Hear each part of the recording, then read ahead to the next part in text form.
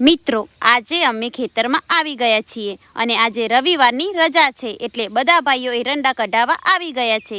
Thresher ચાલુ થઈ ગયું છે અને કામ પૂરજોશમાં ચાલે છે। આ બધા ભાઈઓ કેવી મહેનત કરી રહ્યા છે।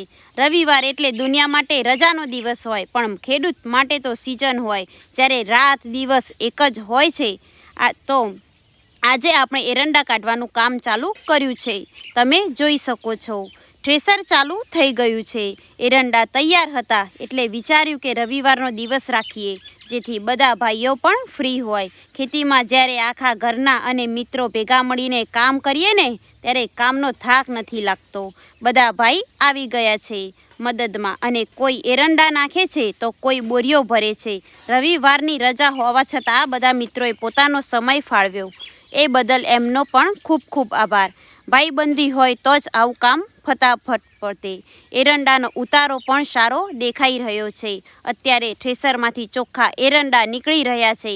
આ આખો દિવસ મહેનત ચાલશે અને સાંજ સુધીમાં આશા છે કે બધું કામ પતી જશે। ખેતરના તાપમાં કામ કરવાની અને પછી સાથે બેસીને જમવાની મજા પણ કંઈક અલગ જ છે। હજી તો બોરીઓ ભરીને ઠેકાણે કરવાની છે, પણ જે આજે રવિવાર હતો અને જે બીજા ભાઈઓ આજે ફરવા જતા રહ્યા છે ને, એમના જોડે જ આજે બોરીઓ ઉપડાવવાની છે, એ પણ અમે તમને બતાવીશું।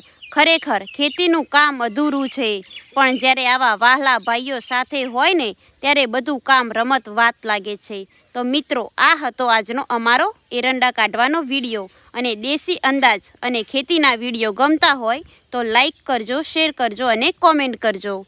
જય જવાન જય કિસાન। વર્ષે એરંડાનો પાક પણ ઘણો સારો થયો છે। અત્યારે આપણે થ્રેસરમાં એરંડા નાખી રહ્યા છીએ। તમે જુઓ, થ્રેસરમાંથી એરંડા એકદમ ચોખ્ખા અને સારા નીકળી રહ્યા છે, જરાય કચરો આવતો નથી। થ્રેસરનું સેટિંગ પણ બહુ સરસ રાખ્યું છે, જેથી દાણો કપાય નહીં અને માલ એકદમ સાફ અને ફર્સ્ટ ક્લાસ તૈયાર થાય છે।